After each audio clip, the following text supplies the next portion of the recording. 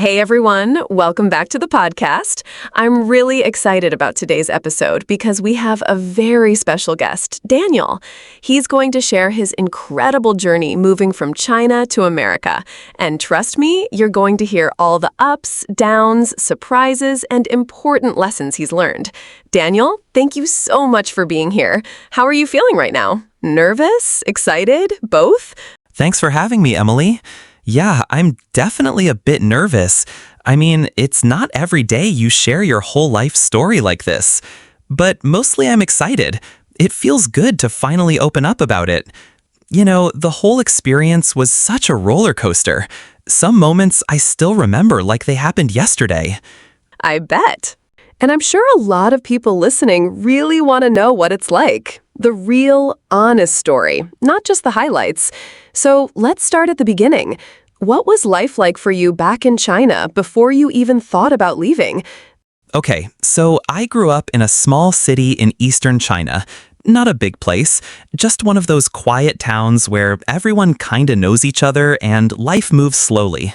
My family was pretty average. My dad worked in a factory, my mom was a school teacher. They worked really hard, so we had a stable life. But honestly, life felt predictable. I studied engineering at university and then got a decent job. People would say, "Hey, you're doing well."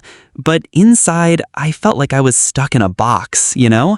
Like the world was so much bigger than my little town, and I wasn't seeing it. I think that feeling is so relatable. Like there's this pull towards something bigger, even if you have comfort and stability. Was there a specific moment or event that made you go, okay, I'm really going to leave China? Yeah, actually. A few years into my job, I started watching expat vlogs and YouTube channels. People sharing their daily lives abroad, mostly America. It was fascinating. They had so much freedom to try new things, meet people from everywhere, and build different kinds of careers. One video showed a guy working in tech startups. Another showed someone traveling on weekends. I thought, why can't that be me? But it wasn't just wanderlust. I wanted real growth, challenges, and new opportunities. I remember having a long talk with a close friend who'd studied abroad. She told me, if you wait for the perfect moment, it'll never come. That stuck with me. So I decided, no more waiting. Wow, that takes guts. I'm curious, how did your family take the news? I know in many cultures, especially close-knit families, moving far away can be really emotional. Oh, it was tough. When I told my parents, my mom cried a lot. She was worried about me. What if something happens? Will you be okay alone? My dad was quieter, but you could tell he was concerned too. My younger sister said she didn't want me to leave. We argued a bit about it. The goodbyes at the airport were the hardest. I hugged my mom and felt her tears soaking into my shirt. It was like leaving a piece of my heart behind. Honestly, I still get emotional thinking about it. I'm getting goosebumps just hearing that. I remember when my best friend moved abroad for college, her family had the same mix of pride and fear. So after the decision and goodbyes, how did you prepare for the big move? The prep was crazy and stressful. First was the visa application. I had to gather tons of paperwork, financial statements, school transcripts, letters of recommendation. I spent hours practicing English every day for the visa interview because it had to be in English. I also researched flights, housing, cost of living. I bought guidebooks and watched videos about what life in America would be like. Honestly, there were nights I'd lie awake wondering if I was ready or if I'd even get the visa. Visa applications can be so nerve-wracking. Did you have support during that time? Yes, thankfully. A college professor who had studied in the US helped me so much. She reviewed my documents, gave me interview tips, and even did mock interviews with me. Plus, my friend who'd been abroad kept encouraging me. Without them, I probably would have given up. Support really makes all the difference. So the visa got approved. What was the day of your departure like? Walk me through it. That day was surreal. I woke up super early, triple-checked my luggage, and said my final goodbyes. The airport was packed. I felt this weird mix of excitement and fear bubbling inside me, like butterflies mixed with a storm. When I went through security, I almost cried, realizing I was really leaving home forever. On the plane, I stared out the window for hours, thinking about everything I was leaving behind and what was waiting for me. The 14-hour flight was the longest and quietest I'd ever had. I love that you really took the time to absorb it all.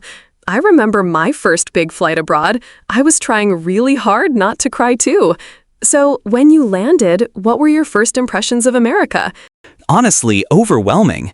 The airport was huge, signs everywhere in English, crowds of people rushing by. I felt invisible, a tiny speck in a massive world. But at the same time, I felt this spark of hope. I was really here. I remember stepping outside and feeling the cool air, thinking, this is really happening, but also asking myself quietly, can I really fit in here? That's such a common feeling.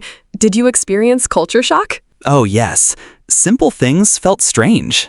Grocery shopping was confusing. I didn't know how to pick fruits or read labels properly. One time I put recyclable plastic bags in the trash by mistake, and someone gently corrected me. Also, the small talk was funny. People say, "How are you?" but they don't expect a real answer.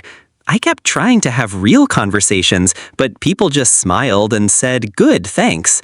It felt so different from back home. Haha, yes. I once tried to answer "How are you?" with a full life story. Totally misunderstood the social cue. How about the language barrier?